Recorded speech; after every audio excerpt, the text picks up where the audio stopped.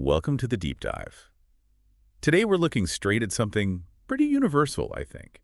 That feeling, the apprehension when you're facing something new. That uncertainty. Especially those big life decisions, right? Where it feels like you're stepping into the fog. Absolutely. And we've got a really compelling story today to help unpack that. It comes from a Dr. Gibson reflecting on his time in Papua New Guinea. Oh, interesting. Yeah, it really offers some valuable insights into navigating those moments when you just don't know what's next. Okay, great. Because I think a lot of us face that, maybe it's a career change, thinking about moving, or just this feeling you should explore something totally different, but you're overloaded with information, maybe a bit stuck. Exactly. That's the listener we're kind of picturing. So this deep dive is hopefully for you. We want to pull out some clarity, maybe find a bit of encouragement for when you're facing your own unknowns. Sounds good. Okay, let's jump in. Where does this story start? So the setting is a veranda, actually, in Papua New Guinea. Dr. Gibson is talking with someone, and the conversation turns to fear.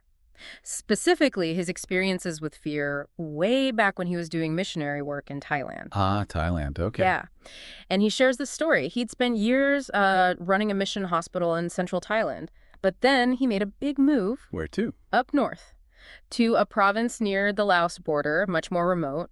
His team set up a clinic there, but they also did these regular mobile medical trips. Mobile clinics, like going out to villages. Exactly, reaching communities with limited healthcare access. But it wasn't just handing out medicine. No. No, they were pretty holistic. Free medical care, sure, but also building relationships with village leaders. And often in the evenings, they'd show a film based on the life of Jesus. Okay, so medical work and community engagement kind of intertwined. Right. They found it opened doors for, connecting with people, even developing churches sometimes. And how did the authorities view this? Were they okay with it? That's a key point. Dr. Gibson mentioned they were very open about everything. They worked hard to have good relationships with the governor, health officials, you name it. So transparency was important. Very. And their standard practice, their protocol was always to get official permission before setting up in a new area. Right, that makes sense. Laying the groundwork. Which brings us to the core of the story. A church planter, a guy named Phil, contacted Dr. Gibson. Okay. Phil asked if Dr. Gibson's team could bring their mobile clinics to a different province, about 100 kilometers away. Another new area. Was it similar? Not quite. This province was known to be, more sensitive. Other groups working with the same people there tended to keep a much lower profile, operate more discreetly. Oh, okay. So a bit more risk involved, potentially. Potentially, yeah. So Dr. Gibson, sticking to his usual approach, sent the paperwork to the governor of this new province, just outlining the medical clinic plans, saying they were willing to help if it was okay. Standard procedure for them. Yeah. But this time, things went differently.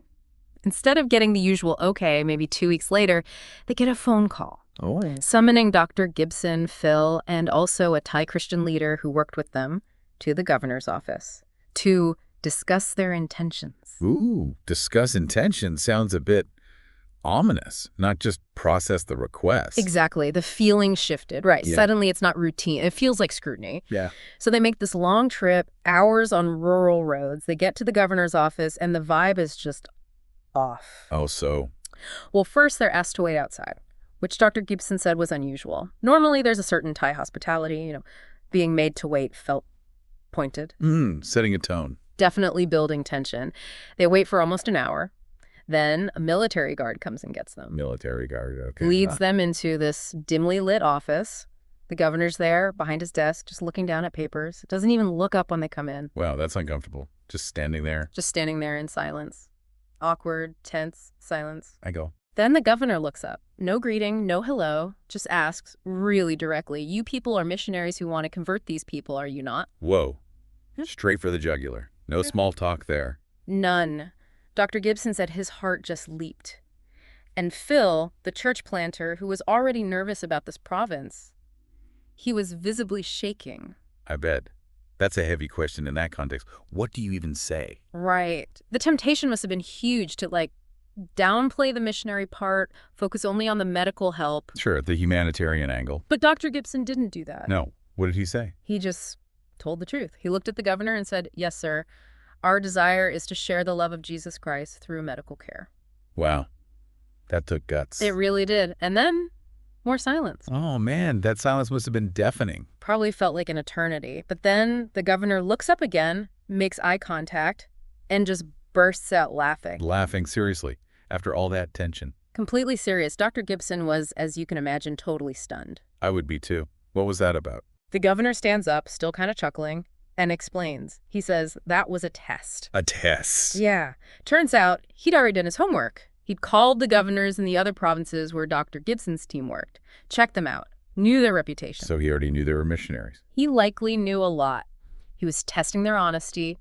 Would they tell him the truth about their motives, face to face, under pressure? That's quite a strategy. Not just reading the paperwork, but setting up this whole scenario. Exactly. He wanted to see their character, their integrity firsthand. So once the test was over, what happened? The whole atmosphere changed.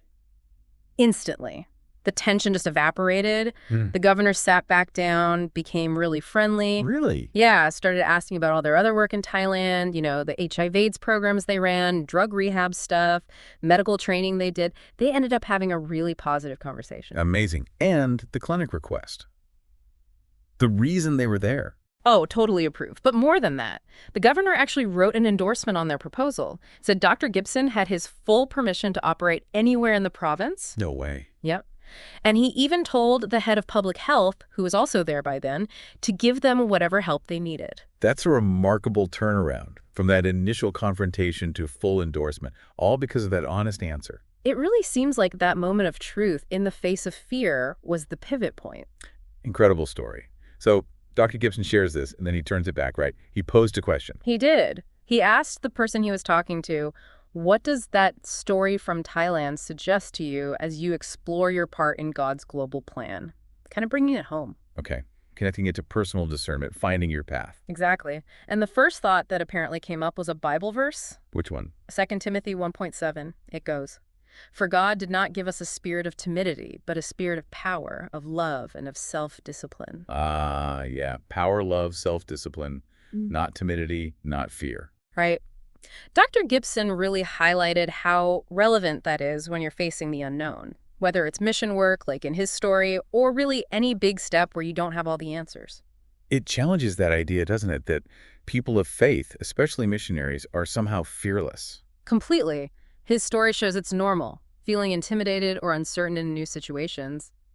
That's just human. You might be feeling that right now, considering your next step. Yeah, definitely relatable. So the point isn't not to feel fear. No, it's more about what you do with it. The idea Dr. Gibson emphasized is that for believers, there's a different reality to lean on, a belief that God knows the way even when you don't and is already there. So it's about shifting focus. Kind of like exchanging that spirit of timidity mentioned in the verse for the spirit of power and love. It's a conscious choice rooted in trusting something or someone bigger than the fear itself. Trusting in God's love, as the verse also mentions. Exactly. Trusting that perfect love, as another verse says, drives out fear. It's not about pretending fear isn't there, but about choosing trust over it. And the source material connects this to moving forward, even when things are dark, right? Like that Isaiah verse. Yeah, Isaiah 50.0. It's powerful. "Who among you fears the Lord and obeys the word of his servant?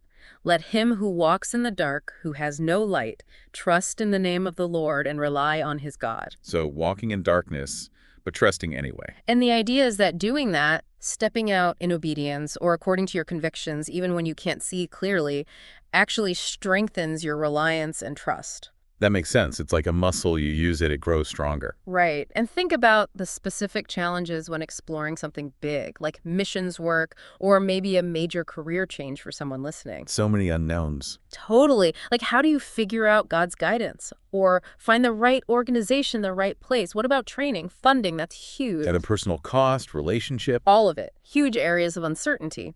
And in each one, the invitation seems to be choose trust. Trust that guidance will come, provision will be there. Yeah, rely on God's leading step by step, like Proverbs 3.56 talks about. Trust in the Lord, don't lean on your own understanding. It really comes down to learning to trust, even when it's uncomfortable. So it's not just about the big decision, but learning trust in the process. Precisely. And practically, the source also suggests, do your part, use resources, study things out. talk to people. Yes, discuss questions with trusted leaders, mentors, friends. Don't just sit there paralyzed by the unknown.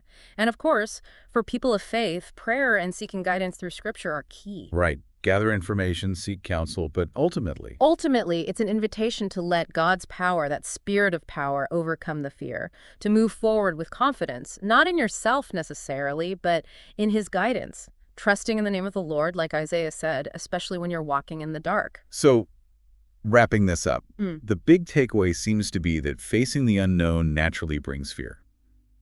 That's okay. Yeah, it's normal. But Dr. Gibson's experience shows us something powerful, that acting with honesty, with integrity, and consciously choosing to trust in God, drawing on that spirit of power and love. It can lead to breakthroughs you didn't expect. Exactly. Unexpected approvals, confirmations, maybe just the next step becoming clear. Things can open up in surprising ways. Okay, so that leaves us with a final thought for you, the listener. Thinking about Dr. Gibson's story, what test might you be facing right now? Could be big, could be small. Yeah, where might approaching it with honesty, with trust in God, actually lead to a surprising outcome? Where might you be letting fear, that spirit of timidity, hold you back from really exploring a new path or making a decision? It's something to think about, isn't it? Where do you need to maybe just take that next step in trust and see what happens?